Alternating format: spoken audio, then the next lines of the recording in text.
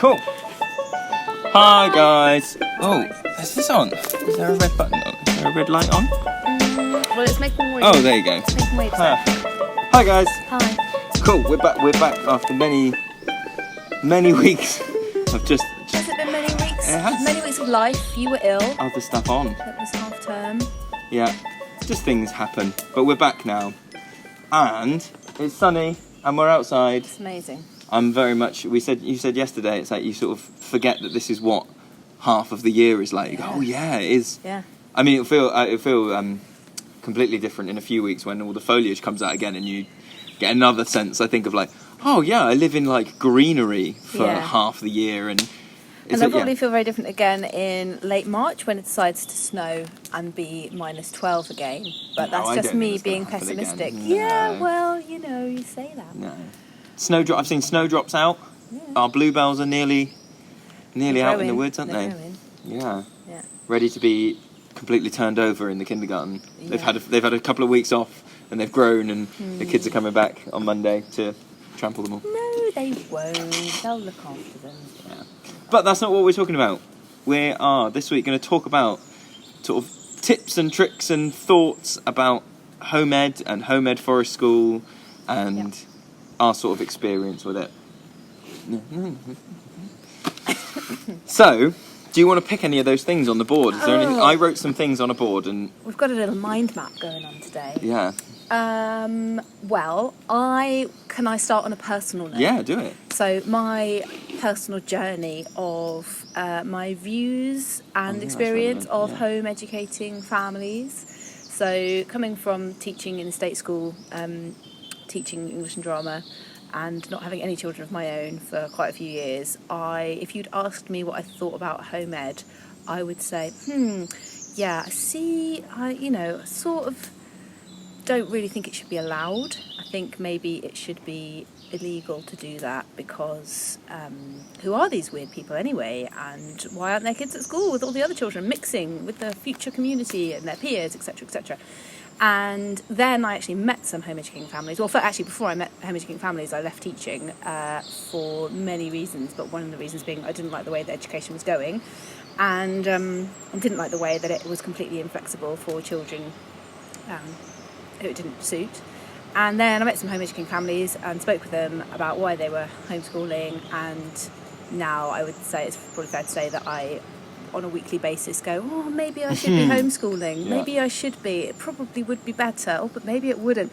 So I have completely flipped my opinion of it, and I find it absolutely fascinating. I really love working with the families that we work with, and enjoy talking to them about their experiences of their journey of how they got there, and also what they do. I'm very interested in what they do on a weekly basis. Yeah, I think what it their opens- life beyond their time with us.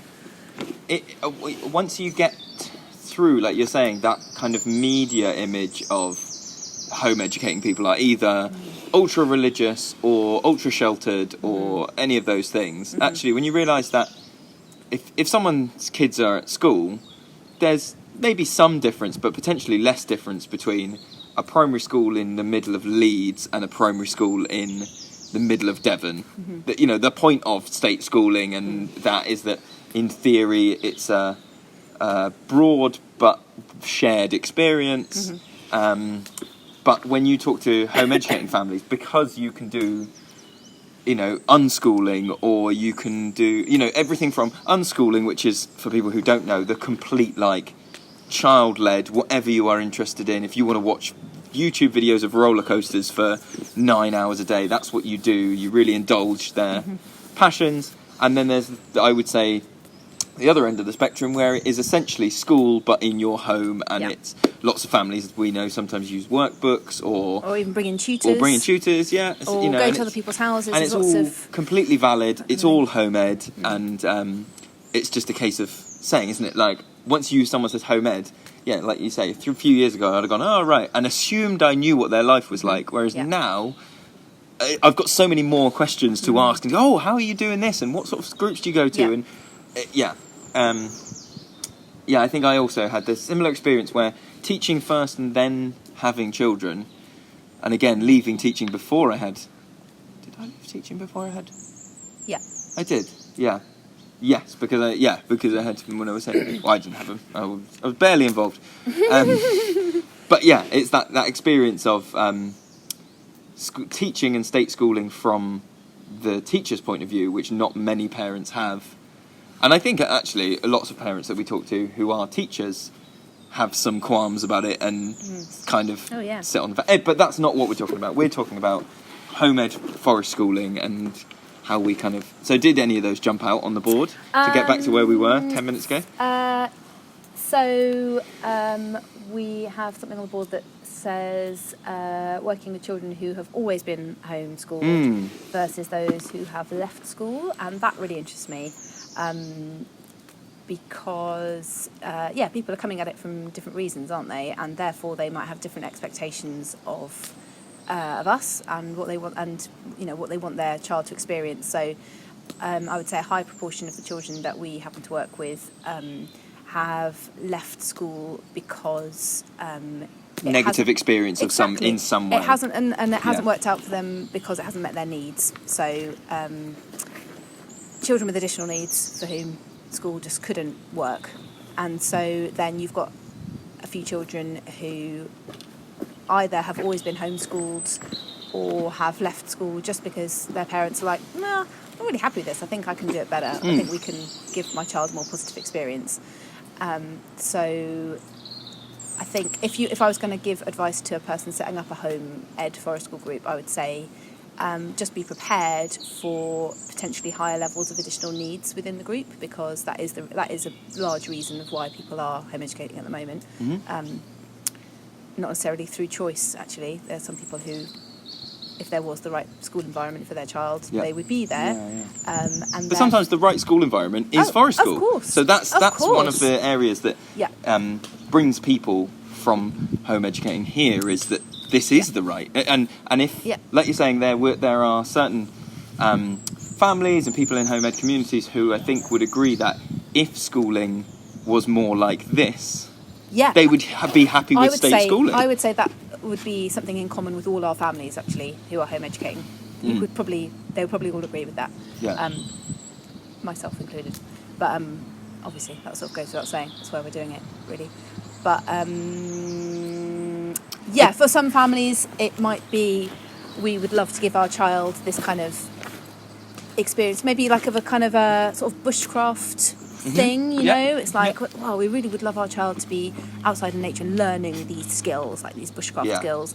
And for some families, they would admit, actually, it's respite. It's respite for me from home edding this child, and it is a free space for them where it is all about play and it's about socialisation and being outdoors and not having a rigid structure. So it's kind of hitting that balance, isn't it, I guess, of giving them that space but also giving them time. You've written well, so I was to my thought on the children who've always home edited versus children who've come out of schooling for however long they have been there. My thought was how they interact with you. Their relationship back to you is so we've had some children who come who have almost stopped school on Monday and have started coming to us on Tuesday. You know what I mean? It's that stark of a change, and for them it can take a little while to get hold of. What do you mean there isn't really a lesson today? And what are we doing next? What are we doing next? And that sort of passivity, but also on the other end of the spectrum, there are some children who've never been to school, and where you might expect to be. I think I found it quite. Humbling sounds too grandiose. It made me consider a lot what I was expecting, because when you're a state teacher, you walk into a room of children. They might not be your class. They might not be your. It could not even be your school. But there's an expectation of like, well, I'm an adult. Like, look at me, I'm an adult and I'm clearly a teacher. So if I ask you to stand up, you should stand up. And there's that weird thing that is almost like embedded in you in teacher training of like, command the room and do those things. And so that transfers over a little bit, I think, when children come from schooling. They just look at you and go, oh, you're the adult, you must be in charge, blah, blah, blah. Whereas children who've always been home educated or not really been in that environment, they, I think for me, gave me a real reality check, because some of them would arrive and almost go, well, why should I listen to you? Yeah. You haven't proved that you're useful yet. You haven't we haven't got Yeah, any yeah. sort of relationship. And at first I was very much like, oh, well, how dare you? I'm the Yeah, adult. yeah. This is the thing. And then you go, no, this is a much more healthy way for Oh, a child yeah. to approach the world, to Yeah. go, well, I don't know you, so I'm not going to just jump when you say jump. I'm going to assess this properly. And that's something that I think some people that I've talked to who run forest school sessions struggle with, is if they predominantly do school sessions and then they start doing home ed groups Yeah, for it's a whatever big reason. difference. And they go, oh, you get people go, oh, they're crazy, they're off the walls and they're doing whatever. And you go, well, do you mean that? Or do you mean they didn't all stop and sit down and do Yeah. the circle for 20 minutes Yeah. while you did? And do you mean and that they had the confidence to tell you, no, I'm don't not wanna- interested I don't in want to that. do that right Yeah. now. Which is, it's a much more of a learning community feel, isn't it? And we do a home ed families group with parents and carers coming along as well, and then we do an all-day home ed day just with the children without their family. And I think that vibe continues. One of the reasons I really love the family group is because that vibe continues with the adults and the children, you know. Yeah. There's a kind Yeah. of spirit of, we're all just here, we're sort of like hanging out, and it's so kind of spontaneous, and you can't really, you know, when people are always talking about planning with forest school and like, Yes. how much do you plan and what do you plan and what do you do when and they don't want to do your plan, like, it's the most you can't really plan. Well, like we do talk about it a lot, don't we? We talk We about do, like, we do. how do we structure that group, and what do they need, and What- we're constantly reflecting about our home ed group, I think, almost more than any other. And there are some things, I really like the thing that you've just put into place about the contributions, which I think actually came from I stole it from Deb. Deb Miller. As with So many things. Thanks, Steal Deb from Miller. Deb. Starting the group with contributions to the site, basically. So whether that be collecting firewood or laying wood chip on the paths and things like that. So there's a list of Sort stuff. of general forest upkeep, Yeah. maintenance, Yeah. things that need Or doing. like lay out the cups so everyone can have Yep. a drink halfway through. And they're on the board as people arrive. And I think that gives a really nice structure to it and a kind of focus for those people who need a bit of a focus at the beginning, adults included. So it's sort of like, okay, great, I'm going to go off and do this, I'm going to go off and do that. But sort of beyond that, it really is like, you know, you go, oh, I'm going to do some cooking if anyone wants to play. And you may get like one person joining in, and you just have to be completely cool with that. So No, I would challenge that, Would and you? I would say that is our take on how we want Yeah. our home ed group to run, Okay, yeah. based on we home ed more so than other things. Like I was saying about primary schools being Yeah. the same almost wherever you go. Home ed communities are very different, and I think we have ended up there. In terms of, it's very casual and we all help out, and because that's what we want it to look like, and that's what the parents who come want it to Yeah, look yeah. like. But I fully appreciate that there are some forest school settings where you, so I know a lot of forest school home ed groups follow the John Muir, yes, which is more structured, Yeah. which is more, and you'll get different families, and we have had families come here and really try and, sometimes it's more the adults than the kids try and push. Right, well, are they pushing on with some woodcraft, bushcraft today, or they're gonna get some firelighting in and all that stuff? And in a different setting than ours, they might get that. They might get it's 20 minutes of firelighting, then we're going to do this. But because it's like all our groups, isn't it? You have to go, well, who are Lewis and Gemma running this group?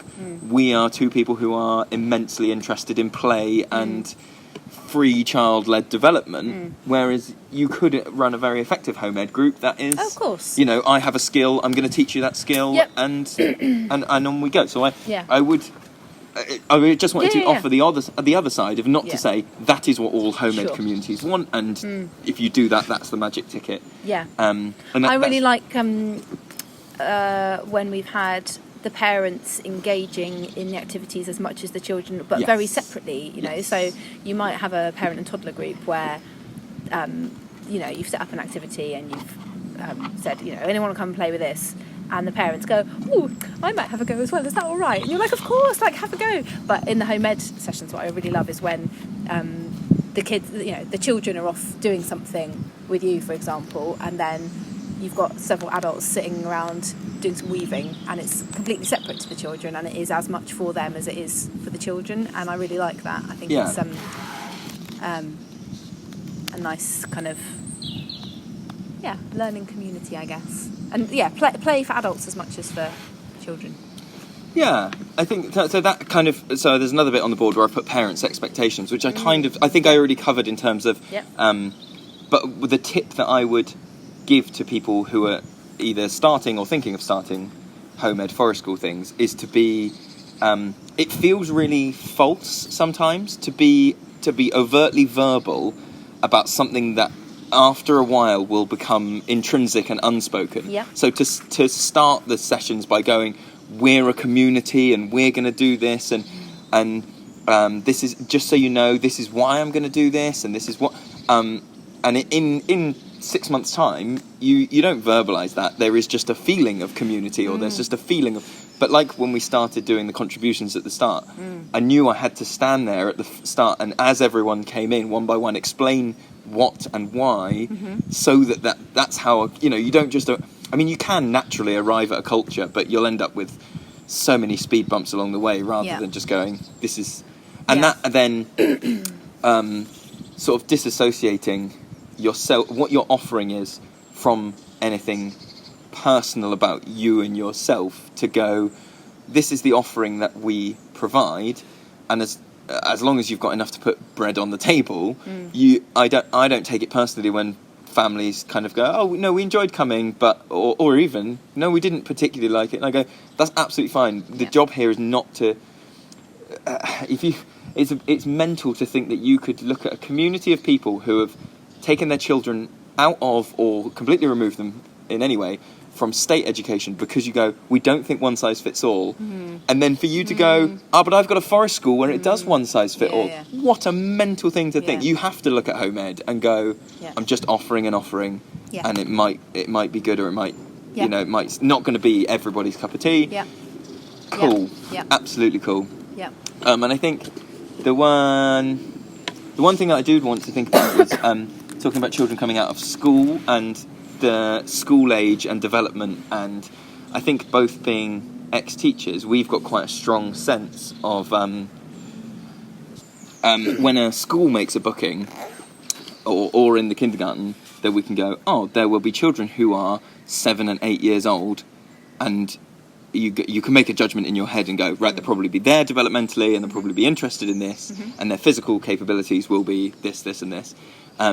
Whereas with home educated children, I feel like I've had to completely throw that out the window and just go, that's why. So we sometimes talk about how difficult it is to assess whether you can meet a child's needs when they say, can my son, daughter, dog come to forest school? And we go, I'm really not sure. Whereas I think if you're in a school, you go, well, they're 7, we have a classroom set up for 7-year-olds, we know what the national curriculum is at 7, fine. At home educating children, some children are 7 but can whittle better than I can, or can tell you everything about the Roman Empire, or but maybe have a I think what state schooling does is holds everybody back at the same level. I don't know. I don't know if that's just true. the way that I think about it. I know what you mean. I wonder if it's our... sorry to jump in, but I just wonder if it's the same thing that you're saying, but actually it's as a teacher, our conceptions of the children. So you've got 30 kids, you don't have room in your head or in your day to accept that actually one child is there and one... Of course you differentiate, but...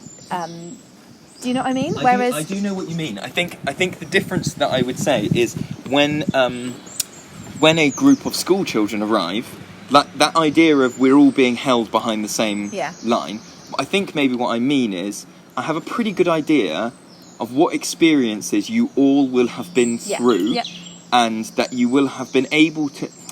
That's what I'm going to say. I'm going to say you will have been able to devote a certain amount of time to certain things. So if a child's really into dinosaurs and they're at school, I think... I'm trying not to, say anything horrendous. I'm pro home ed. Yeah. There you go. But I would say at school, you could be really into dinosaurs, but you can only devote let's say a kid get home at 4, dinner's at 6, and probably bed not long after that. So you've got maybe 2 hours that you can devote to learning about dinosaurs. Except you're knackered. Except you're knackered, You don't right? do any of it. Okay. Okay, right. In a different context, a child who's really the same passion about dinosaurs but home educating can arrive and go, I have spent the last 300 hours watching every Walking with Dinosaurs, and I've been to the Natural History Museum. Do you know what I mean? They can arrive with such different experiences. Completely. That you can no longer say... You can't make a generalisation. You can't make as many generalisations. Whereas school children, you can say, right, I bet you've all had some experience of team games, learning the rules of a new game and playing that game in PE by the time you are in Key Stage 2. No questions about that. But a home educated child might not have had that experience because they, it's...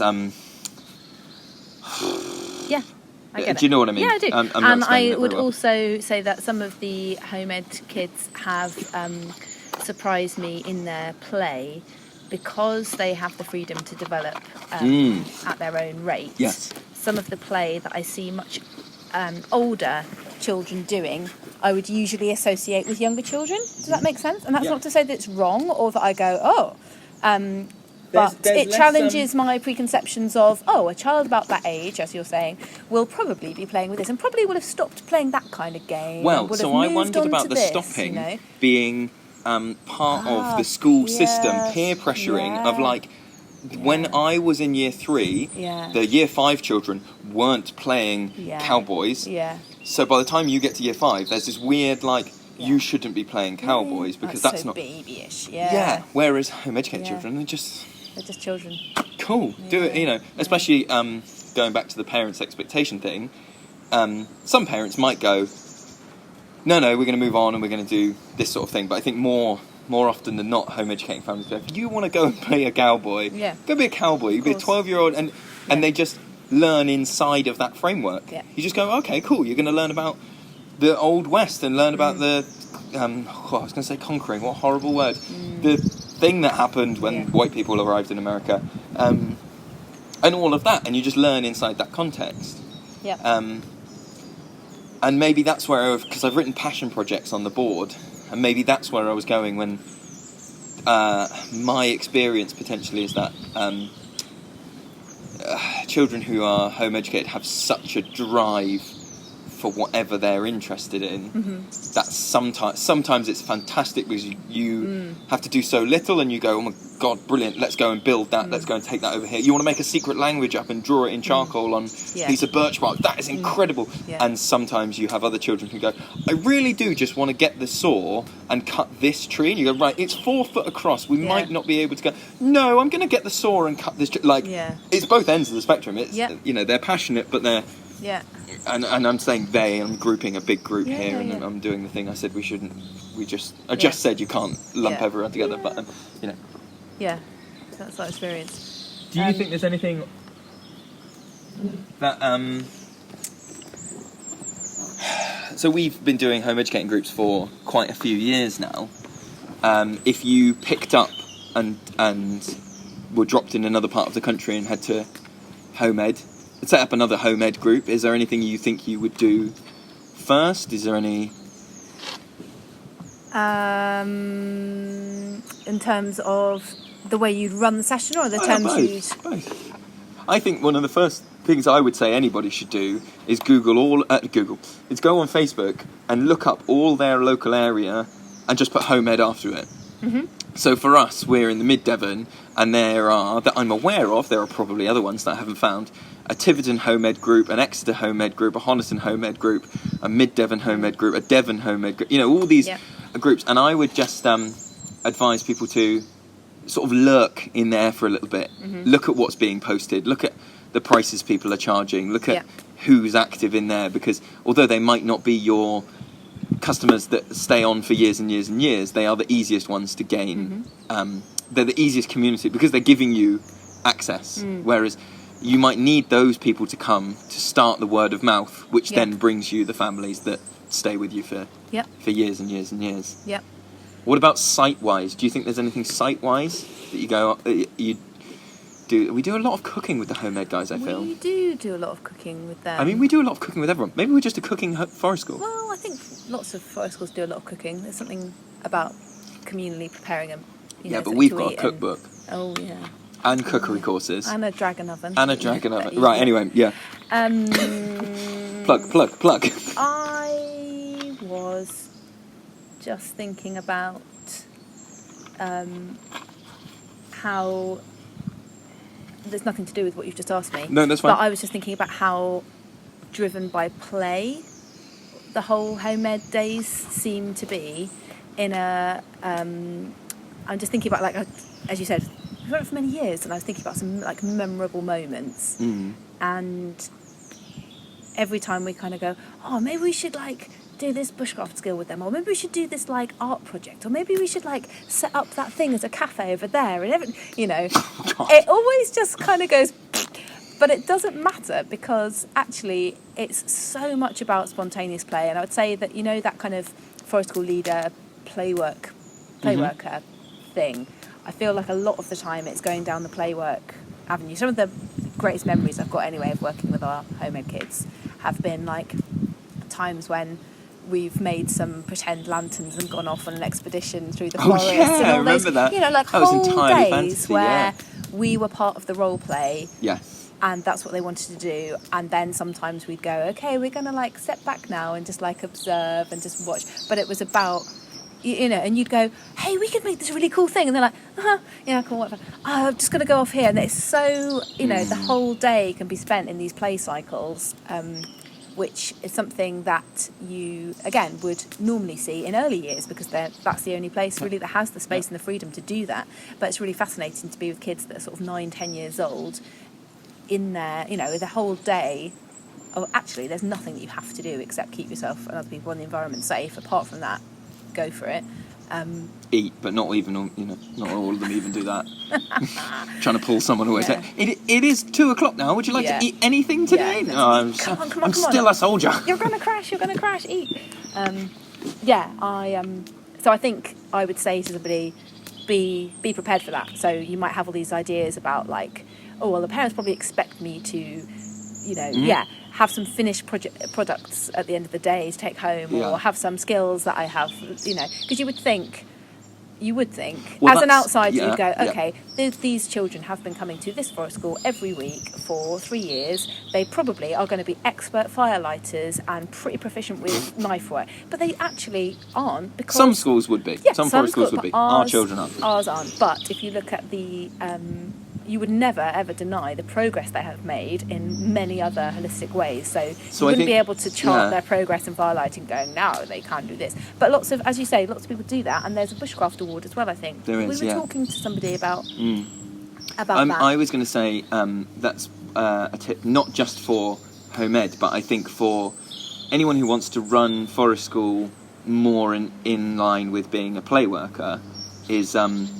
and actually I was talking to someone came to visit our site who's Wildwood in Wiltshire, and talked to the lady there and talked her through what we do and showed her around our site and everything, and did a bit of sort of business mentoring. And I said one of the most effective things we do is, because we're not somewhere that goes away with children with like when children leave school with like a project that they've made out of clay and a rolled up painting and a thing, and they can't carry it all. And our children go home with, I was going to say something really arty then. I was going to go, they go home with nothing but a smile. But that's not what I mean. What I mean is that there's no tangible thing. There is sometimes, but seldom. But what I would say is that our social media is then what tells the story, because we then put up loads of photos that go, look, we were Roman soldiers for this, and then they went and did this, and actually for a while they tried to build this, and then look at it falling down, this was great.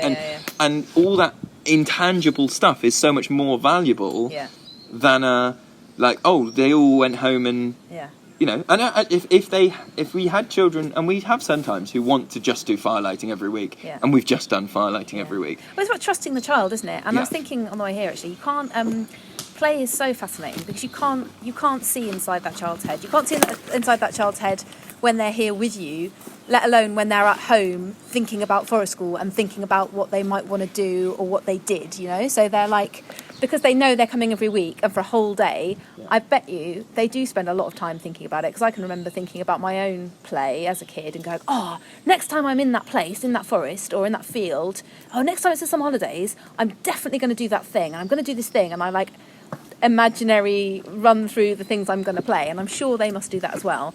But you cannot possibly guess what they're thinking about, and I like that. I like the fact that this is kind of their place almost. It's a level playing field, but it belongs to you, and we're the grown-ups. But it's very equitable, and they've got and their perhaps own. That do you know what? I'm going to tie everything we've just said together. So I think that is partly that we run a very child-led space, very child-led. That our sense of community, I think, is very strong in that everybody who comes here to the home ed groups, or to any of our groups, I would hope, feels like they're part of the community and part of the planning and part of the decision making. And that being part of the planning means that perhaps where we were saying that in some ways you do the most planning for home ed, in some ways you do the least planning for home ed, perhaps the planning is just dispersed in that when it's the toddler group or the kindergarten, you and I are doing a higher percentage of the planning because we're setting up the space and we're facilitating this and doing whatever. With the home ed groups, everybody who comes is spending all week planning. Everybody is arriving with their own lesson plan and going, this is what I'm going to do. Completely. And that's what makes it Yeah. a fantastic session. And, Yeah. But you have to foster that over a long time. Like you say, children that come out of school will go, I didn't know I was autonomous. I didn't know I needed to bring anything. And you have to be prepared for that. Well, not bring anything physically, bring an idea. Whereas, Yeah, so you might think the session's going to go one way, and then when the children turns up with their collection of whatever from home, and actually what the session they've planned is leading a history lesson with show and tell items, with the whole group, adults included, showing their artefacts and giving a 45-minute long talk about that. And you can't plan for that. No. They've planned for that. No. And you cannot stop that train. That freight train is doing its lesson. I love it. It is brilliant. But I think we've waffled there. I've missed Miss Pudding. I've missed podcasting.